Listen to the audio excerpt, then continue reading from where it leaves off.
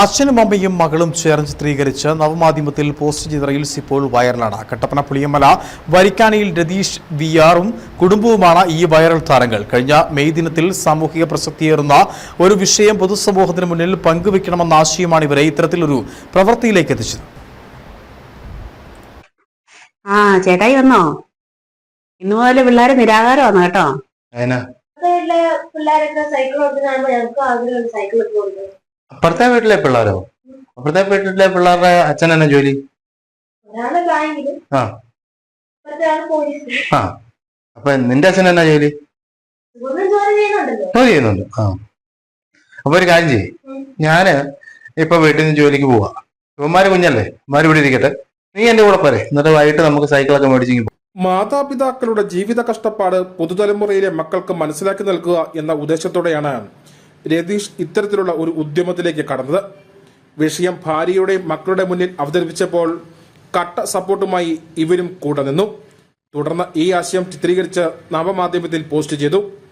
ദിവസങ്ങൾക്കുള്ളിൽ ലക്ഷക്കണക്കിന് ആളുകളാണ് ഈ റീൽസ് കണ്ടതും ഷെയർ ചെയ്തതും. റീൽസിൽ അഭിനയിച്ചിരിക്കുന്നത് രതീഷും ഇദ്ദേഹത്തിന്റെ മകളും കലാ സാംസ്കാരിക സിനിമാ മേഖലയിൽ ചൂടുറപ്പിക്കുന്ന ദേവനന്ദയുമാണ്. ചെറു കാര്യങ്ങൾക്ക് പോലും മാതാപിതാക്കളുടെ മുന്നിൽ പിടിവാശി കാണിക്കുന്ന ഇന്നത്തെ കുഞ്ഞു തലമുറയ്ക്ക് മാതാപിതാക്കളുടെ ജീവിത കഷ്ടപ്പാട് എങ്ങനെയെന്ന് വരച്ചു കാട്ടുകയാണ് ഈ കൊച്ചു റീൽസ്.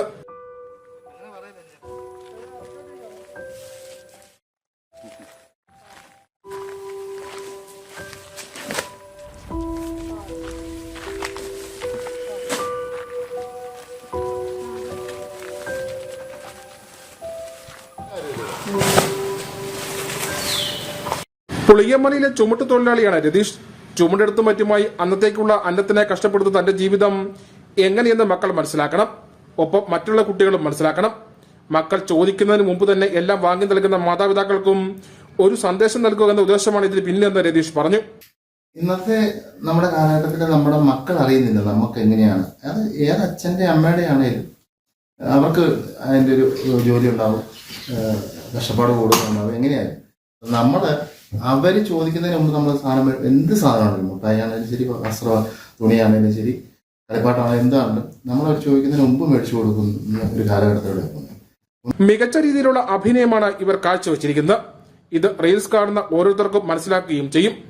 തന്റെ അഭിനയ പ്രതിഭ ഒരിക്കൽ കൂടി സമൂഹത്തിന് മുന്നിൽ തെളിയിക്കാൻ കഴിഞ്ഞതിന് സന്തോഷവും ദേവനന്ദ പങ്കുവയ്ക്കുന്നുണ്ട്.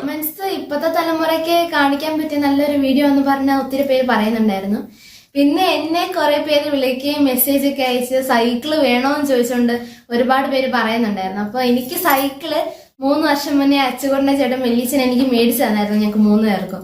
അങ്ങനെ ഒരുപാട് പേര് വിളിച്ച് ചോദിക്കുന്നുണ്ടായിരുന്നു, അത് ഒറിജിനൽ ആയിട്ടുള്ള സംഭവമാണോ അതോ ആക്ടിംഗ് ആണോ എന്ന് ചോദിച്ച് ഒത്തിരി പേര് വിളിക്കുന്നു. കഴിഞ്ഞ മെയ് 1 തൊഴിലാളി ദിനത്തിൽ തൊഴിലാളികളുടെ കഷ്ടപ്പാട് സംബന്ധിച്ച നവമാധ്യമത്തിൽ ഒരു ചെറിയ കുറിപ്പ് നൽകണമെന്ന ഉദ്ദേശത്തോടെ തുടങ്ങിയ ഒരു കാര്യമാണ് ഇത്തരത്തിൽ ഒരു മികച്ച പ്രവർത്തനത്തിലേക്ക് രതീഷിനെ എത്തിച്ചത്.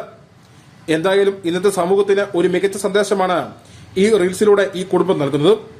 830 രൂപയുണ്ട്. ഇന്ന് അച്ഛന്റെ സമ്പാദ്യമാണ്.